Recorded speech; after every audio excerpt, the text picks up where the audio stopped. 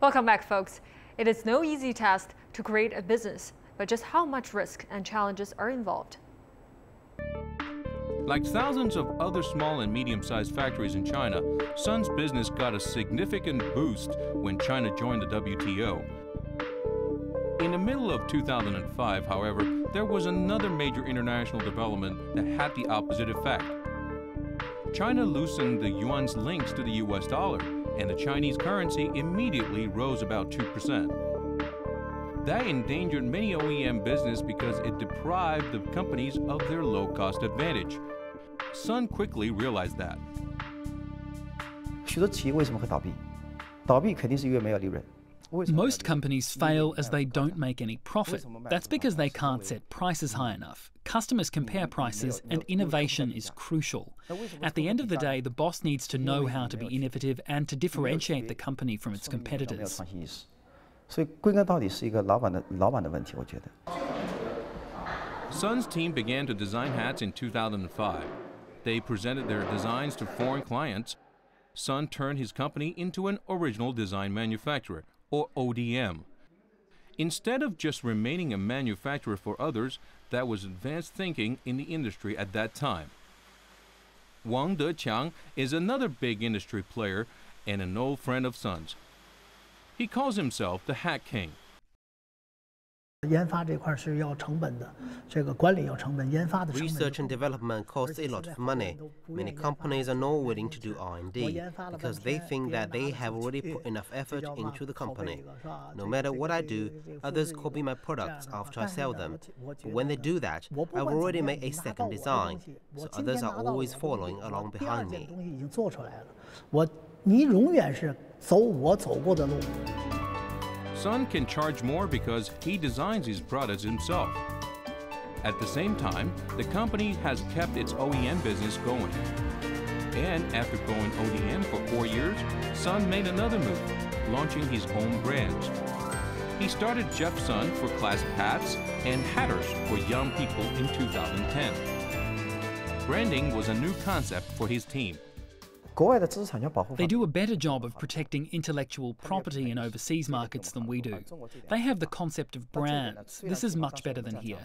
China doesn't have that so far, but we are trying to change that. I think if we want to have strong competitiveness, we need branding and a way of protecting our intellectual property, like patents.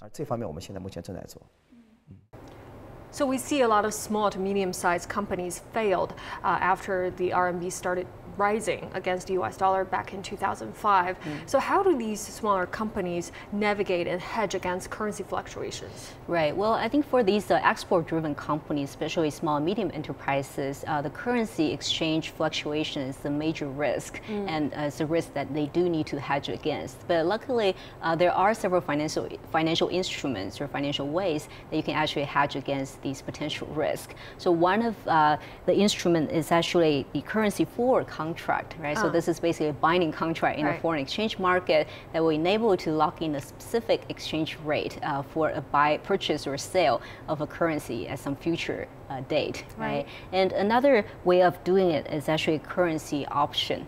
So this is another financial instrument, financial option, and it's written on the underlying currency, right? It basically gives the holder the right but not the obligation to exercise the option, right? So if you feel like you need to convert the currency, make the exchange, then you can actually exercise the option. But if you don't feel like doing it, you don't have to. There's no downside liabilities to that, right? So by looking at this graph here, this graph shows you basically different payoffs with different financial instruments and strategies to hedge against potential exchange risk. Right? Without hedging, as one of the currency goes up, right? Basically, your cost is also going up. But with the currency forward contract, it's basically a flat rate.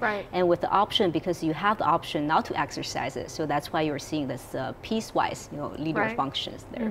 So forex derivatives are really a great way to hedge against currency risks. Right, and it's actually used quite common by a lot of companies.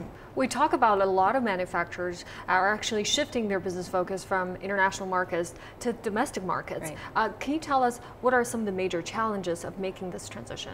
I think there are a number of challenges. Number one, for example, is the lack of domestic distribution channels. Right? For traditional manufacturer, having a really wide and well-established network of distributors is very important.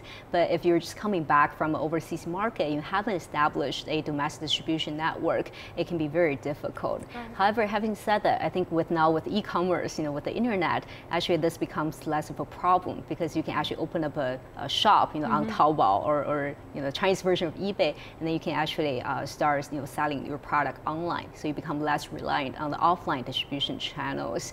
And the second challenge is actually brand, because usually small manufacturers do not have the capacities to establish a brand name. Right. But if you look at large garment companies, very few of them only focus on manufacturing hat. Right. So they only manufacture hat as part of their overall product and service offerings, right? So this is another challenge brand.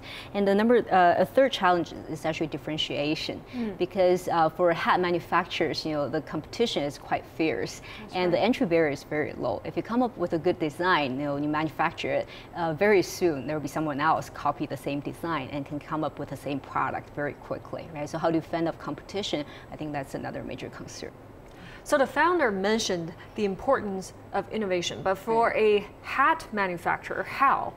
It's not an easy question to answer, because now Chinese consumers are changing their taste faster than ever, right? That's right. And with their rising income level, they have actually more consumption options. They have more brands to choose from. This is additional sort of added pressure on the manufacturing companies. So they do have to continue to innovate, come up with new products, new designs, and new functionalities with their products. That's right. So, for example, Nike, right, has been trying to innovate, its product offerings. For example, it's trying to incorporate this ecosystem-friendly design into its product. So instead of thinking about, or in addition to thinking about functionality and the design, they also think about sustainability of their product. Right. So this is another way to try to attract more customers, especially the young generation. Oh, that's a great point.